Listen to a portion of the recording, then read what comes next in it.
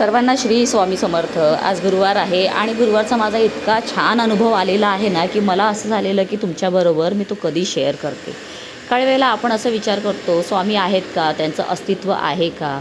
पण खरं मी सांगू, कालचा माझा जो अनुभव झाला ना त्याच्यानंतर मला असं वाटत आहे की क्षणाक्षणाला प्रत्येक वेळेला स्वामी आपल्याबरोबर आहेत, आपली साथ देत आहेत, आपली परीक्षा पण घेत आहेत आणि फक्त ना आपल्याला जीवनामध्ये स्ट्रॉंग होण्यासाठी ते सपोर्ट करत आहेत.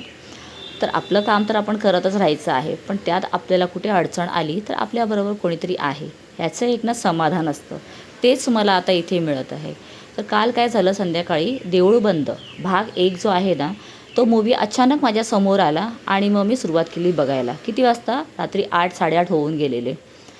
नंतर विचार केला की चला पिक्चर लावलेला आहे तर आपलं माझं काम करत करत मी बघत होती. जेवण झालं त्याच्यानंतर झोपताना ना थोडा पिक्चर राहिलेला आणि विचार केला की चला हा पूर्ण बघून आपल्याला झोपायचा आहे. अचानक टी व्ही बंद पडला. म्हणजे असं नाही की स्क्रीन गेला वगैरे, काहीच व्यवस्थित चालत होता. दुसरे चॅनल लावत होती किंवा मग दुसरं काही लावत होती तर ते ॲज इट इज येत होतं. पण जेव्हा मी देऊळ बंद लावते त्याच वेळेला नेमका स्क्रीन अगदी ब्लँक होते, म्हणजे अगदी व्हाईट असा. विचार केला का असं होत असेल. तो दिवस होता बुधवार रात्रीची गोष्ट. आणि त्यानंतर मी 2-3 वेळा प्रयत्न केला. दर्शनने म्हटलं की मम्मी मोबाईलमध्ये कसा डेटा वाढतो ना त्याच्यानंतर मोबाईल थोडा हँग होतो, तसं टी व्हीचं पण होतं कारण अँड्रॉईड आहे. तर थोडा वेळ बंद कर आणि चालू कर. त्याचं एकूण 10 मिनटं बंद केलं, पुन्हा चालू केलं, पण तरीसुद्धा तोच प्रकार. मनात विचार केला, स्वामी तुम्ही असे का करतायत, मी एवढ्या इच्छेने पाहत होती. आणि त्यात ना सगळ्यात शेवटी स्वामींचं अस्तित्व आहे का नाही हा भाग होता आणि तो कुठेतरी ना माझ्या मनामध्ये नेहमी यायचा.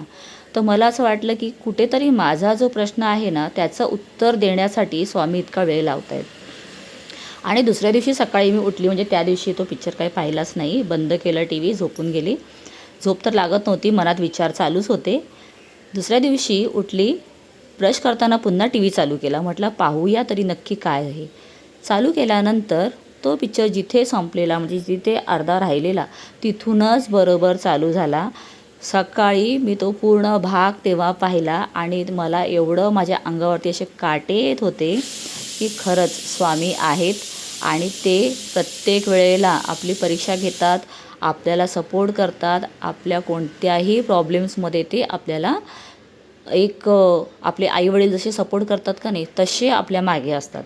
आणि मला खरंच ते जाणवलं आणि त्याच्यानंतर माझा ना एक वेगळा अनुभवसुद्धा आलेला. तो सध्या तरी मी शेअर करत नाही आहे. पण खरंच त्यानंतर मी म्हटलं स्वामी खरंच तुम्ही आहात.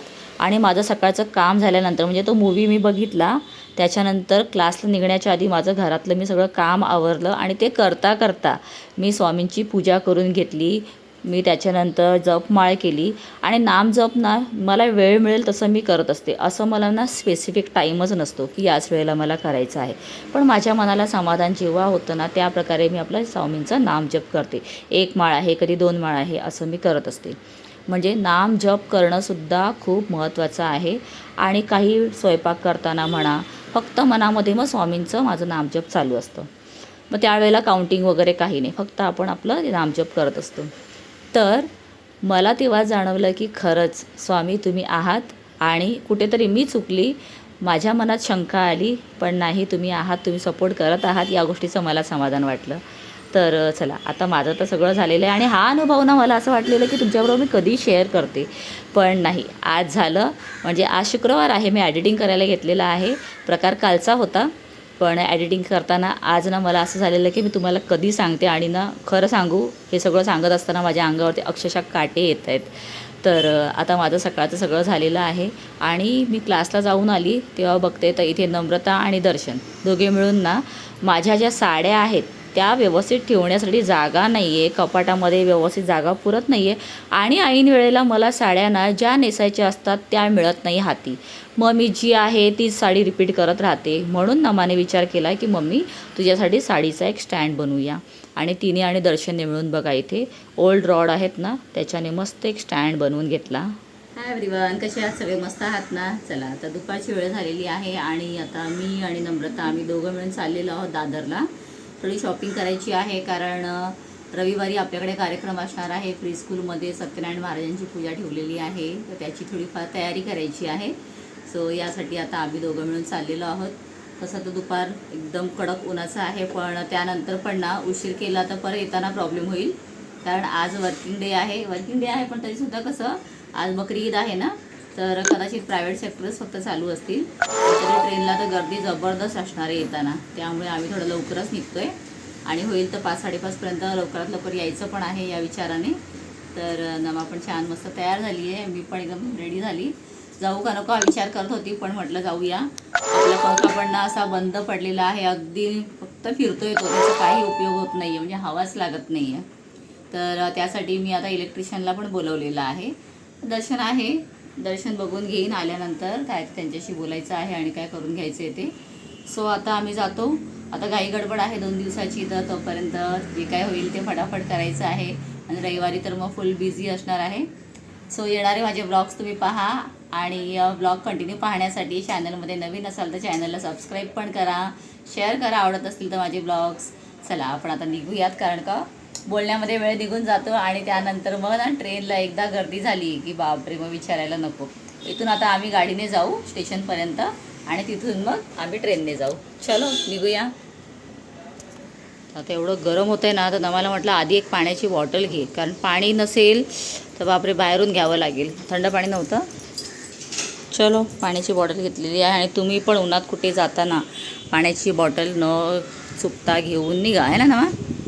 चलो आठवलं की हे हँगर पण न्यायचं आहे आणि या हँगरपेक्षा लहान हँगर आपल्याला आणायचं आहे. आणि हा पसारा तुम्ही पाहताय, आम्ही असं सोडून चाललेलो आहोत. आता आल्यानंतर हँगर घेऊन येऊ आणि त्यानंतरच मग फायनल सगळं ठेवून घ्यायचं. बापरे गाडी चालू झाली, हवा तर लागते पण ऊन एवढं कडक लागत आहे ना बापरे. आणि मला असं झालं की मी गॉगल्स घेतले असते तर किती बरं झालं असतं, ॲटलिस्ट डोळ्यांना तरी समाधान मिळालं असतं. कारण ना हे ऊन जे आहे ना असं डोळ्यांवरती बडवल्यासारखं होतं आहे. स्काय बघताय तुम्ही, अगदी असं मोकळं आहे आणि क्लाउड्स पण अगदी व्हाईट आहेत, म्हणजे पाऊस पण लवकर काही येणार असं काही आपल्याला निदर्शन इथे वाटत नाही आहे. आणि जाताना ना मस्त नमा एवढी छान गाडी चालवत होती आणि इथे जाताना एक प्रकार असा झाला की मी शूट करायला गेली जेव्हा शिवाजी महाराज इंटरनॅशनल एअरपोर्ट इथे आलं समोर. आणि ना असं शिवाजी महाराजांचा जो इथे किल्ल्यासारखं बनवलेलं आहे त्याच्या समोरून अशी मस्त फ्लाईटवर आली, पण मोबाईल ना ऑन आहे की ऑफ आहे हेच मला कळत नव्हतं, कारण का ब्राईटनेस एवढा आहे. तर म्हटलं ठीक आहे जाऊ दे, तरीसुद्धा मी जिथे आपण ऑन करतो तिथे दाबलं पण ते झालं नव्हतं. तर अशा गोष्टी काही वेळेला घडतात नाही की त्याचं नंतर आपल्यालाच हसायला येतं. फायनली आम्ही येऊन पोचलो दादरला. रवींद्र नाट्य मंदिर समोरच आहे आणि ते स्वामींचं एक मठ पण आहे खूप छान असं. एकदा मी गेली तिकडे, पाहूया आता जर जमला आम्हाला तर आम्ही जाऊ, कारण का ते ऑपोजिट लेनला गेलं. नम्रता गेली आहे गाडी पार्किंग करण्यासाठी, आणि इथे आल्यानंतर गाडी पार्क करायचं हे सगळ्यात मोठं टेन्शन असतं की कुठे पार्क करायचं काय.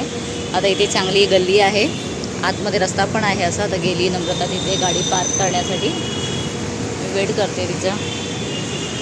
हां चला, कुठपर्यंत पुढे गेली काय माहीत, अजून आलीच नाही. सो आज दादरमध्ये थोडा आता फुल बाजार आहे, तर इथे फुलं वगैरे घ्यायची आणि तिथून मग येऊन निघेपर्यंत आम्हाला 1 तास तरी जाईलच. पार्क करायला गेली तर गेली कुठे एवढ्या लांब, येते समोरून. मला टेन्शन झालं म्हणून मी निघालेली पुन्हा तिथे जायला. मी म्हटलं गाडी ठेवायला गेलीस तरी कुठे.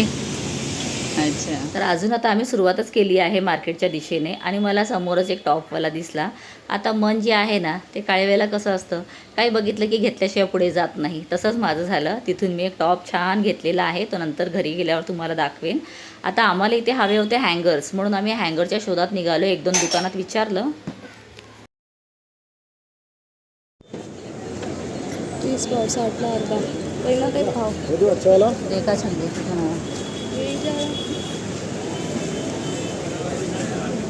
कसा आहे गोंडा? 100 रुपये किलो. 2 दुकानात विचारल्यानंतर आम्ही थोडं पुढे आलो आणि या दुकानातली फुलं ना मला एवढी आवडली. अगदी ना अशी ड्राय पण होती, त्याचबरोबर त्यांचा रंग ना खूपच मस्त वाटत होता. म्हणून तिथून आम्ही मग 3 किलो फुलं घेतली. पुढे अजून गेलो, म्हटलं गजरे वगैरे पाहूया. पण नम्रताचं म्हणणं होतं की मग गजऱ्यापेक्षा ना आपण गुलाबाची फुलं घेऊया. आणि यांचा रंग तर इतका छान होता ना की म्हणजे अगदी मनाला मोहूनच घेतलं. आणि एवढी स्वस्त आणि छान, म्हणजे थोडं आपण लांब गेल्यानंतर आपल्याला किती वस्तू छान मिळतात का नाही हे तिथे गेल्यानंतर मला कळलं. आणि याचं ना पूर्ण क्रेडिट नम्रताला जातं, कारण ती निघालेली म्हणूनच मी सुद्धा यायला तयार झाली. नाहीतर मग मी दिवस असाच काढला असता, काहीतरी आपलं ॲडिटिंग वगैरे करत घरी बसली असती. पण तुम्हाला सांगू मी, तासभरामध्ये ना आम्ही एवढी शॉपिंग केली, म्हणजे फुलांपासून मला काहीतरी ड्रेस वगैरे पाहिले, सगळं काही आम्ही करून घेतलं. आणि इथे ना कमळाची फुलं होती आणि नमाला ना नेहमी कमळाची फुलं घ्यायला खूप आवडतात, त्यामुळे ती पण घेतली. सो मला इथे एक मस्त जुन्या टाईपची साळ दिसलेली आहे, तर माझं मन झालं की हे थोडं शूट करूया. अगदी ना मस्तच वाटतं बघून. पिक्चरमध्ये वगैरे दाखवतात ना जुनी साडी, तशी एकदम लाकडी पूर्ण लाकडी बनवलेली असते अशी. हे बघा, पूर्ण झालं शॉपिंग. फुलं वगैरे घेतलेली आहे. इथे एक जोडी आहे, नमाकडे एक आहे. आणि रिटर्न आलो आम्ही इथे आता गाडी घेण्यासाठी. आता गाडीने पुन्हा बघूया आता, जर जमलं त्या साईडला तर स्वामींचं मठ आहे ना, तिथे गेलो तर जाऊ आम्ही. आणि आज गुरुवार पण आहे, त्यामुळे जरा छान वाटते की जर जायला मिळालं तर ठीक आहे. हातात सामान आहे, तिथे बाहेर ठेवायची जागा असेल तर ठीक, नाहीतर मग डायरेक्ट जाऊ. चलो, बोलेपर्यंत नम्रता आली पण. चलो, स्कूलमध्ये छबिलदास इंग्लिश मीडियम स्कूल आहे. सचिन तेंडुलकरचा पण मस्त फोटो आहे. छान खा भेटते.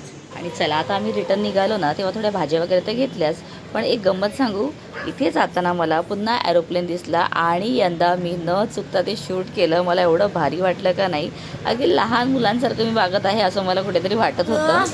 ए ब्रो, पळाली जाऊन आलो. आणि पटापट ना गाडीवर गेल्यामुळे ना एवढं बरं झालं. ॲक्च्युली मला असं होतं की ट्रेनने जाऊया, गाडी स्टेशनला ठेवून, पण नम्रताचं म्हणणं होतं की आपण डायरेक्ट गाडीनेच जाऊया. मग फायनली म्हटलं की चला जाऊया, आणि जाऊन फटाफट आलो. पण आम्ही आल्या मी इकडे चहा ठेवला आणि दूध गरम करायला ठेवलं. आता जरा चहा झाला की ते चालू होईल. आमचा हा जो पसारा एवढा आहे हा ठेवायचा आहे, आणि आता हे आणलेलं एवढं सगळं सामान ते ठेवायचं आहे. तर फुलं वगैरे जी आपल्याला हार बनवायला लागणार आहेत ना, रविवारी ते सगळं आणलं. आणि ते राधूला ना आली की पाणी पाहिजे आधी आहे बघा, तसं ती पाणी पाहिजे. अजून पाहिजे अजून पाहिजे विचारलं की हो हो हो करते आहे ना. अजून पाहिजे तुला, अजून पाहिजे राजुडी, हे घे, अजून पाहिजे, हे घे. येस हो.